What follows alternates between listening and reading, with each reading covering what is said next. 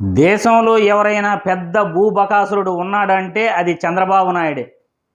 అమరావతి రాజధాని ముసుగులో ఎలా భూములు దోపిడీ చేశాడో, పెత్తందారులకు భూములను ఎలా దోచిపెట్టాడో రాష్ట్రంలో ప్రజలందరికీ కూడా తెలుసు. అలాంటిది ఈరోజు జగనన్నపై భూదోపిడీ చేస్తాడు, మీ భూములను లాక్కునేస్తాడు అని అబద్ధపు ప్రచారాలు చేస్తున్న చంద్రబాబు నాయుడికి ప్రజలందరూ కూడా బుద్ధి చెప్పాలి. అసలు భూములు జగనన్న ఎందుకు దోచుకుంటాడు? 33 లక్షల మందికి ఇళ్ల పట్టాలు ఇచ్చిన జగనన్న భూములు ఎందుకు దోచుకుంటాడు?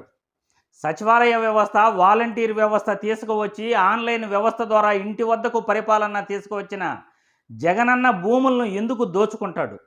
ఈరోజు ప్రభుత్వ బడుల్లో ఇంగ్లీష్ మీడియం విద్య తీసుకువచ్చి ప్రాథమిక ఆరోగ్య కేంద్రాలు, నాడు నేడు ద్వారా బడులు బాగు చేసి, ఆసుపత్రులు బాగు చేసి, గ్రామాలలో విలేజ్ హెల్త్ సెంటర్లో పెట్టి ప్రజలకు వైద్యం అందిస్తున్న జగనన్న భూములు ఎందుకు దోచుకుంటాడు?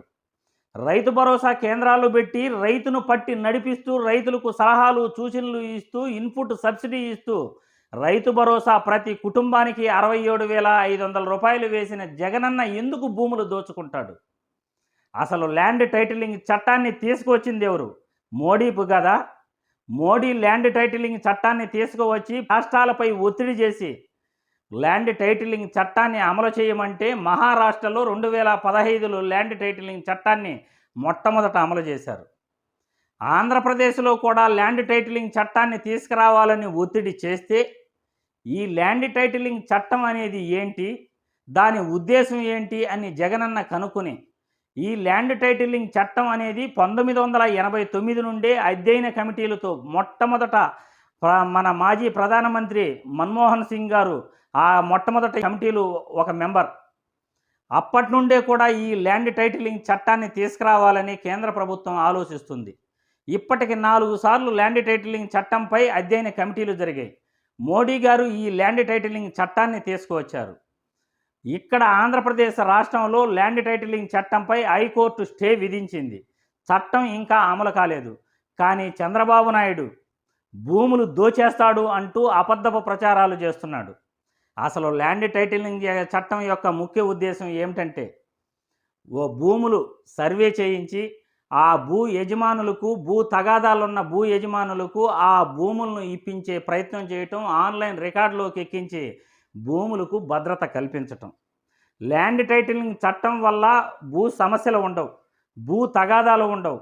ఒక్కసారి భూమి కొనుగోలు చేస్తే రిజిస్ట్రేషన్ చేసుకునేటప్పుడు పక్కాగా ఆ భూమి రెవెన్యూ రికార్డులో కూడా మారిపోతుంది. అన్ని రికార్డులో కూడా భూ యజమానికి రికార్డు పక్కాగా ఆన్లైన్లో ఉంటుంది.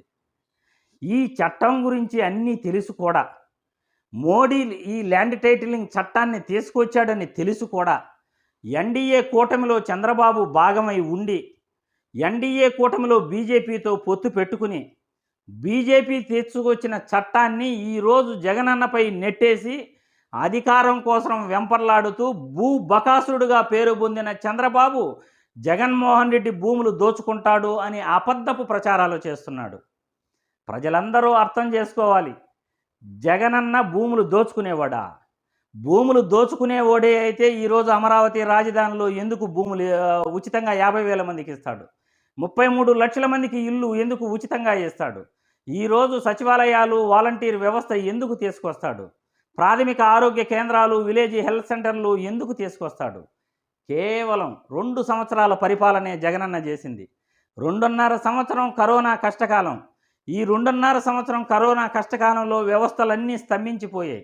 అయినా కానీ 2 సంవత్సరాలలో పరిపాలన బ్రహ్మాండంగా చేసి రాష్ట్రానికి ఓడరేవులు, fishing harbours, 10 fishing harbours, 6 fishing land సెంటర్లు, సచివాలయాలు, వాలంటీర్ వ్యవస్థ, 2.5 లక్షల మందికి ప్రభుత్వ ఉద్యోగాలు, 28 లక్షల మందికి ప్రైవేటు ఉద్యోగాలు, మెగా జాబ్ మేళా నిర్వహించి జిల్లా నైపుణ్యాభివృద్ధి అధికారులు దేశంలోని ప్రముఖ కంపెనీలలో, రాష్ట్రంలోని ప్రముఖ కంపెనీలలో ఇప్పించారు.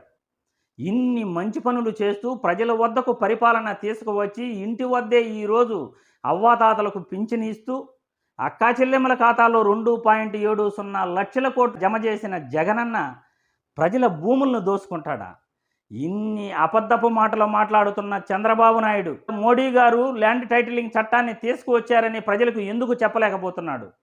భూములు ఎవరు దోచుకున్నారు, ఎవరు భూములు ప్రజలకు పంచిపెట్టారు, ప్రజలందరూ కూడా ఆలోచించాలి.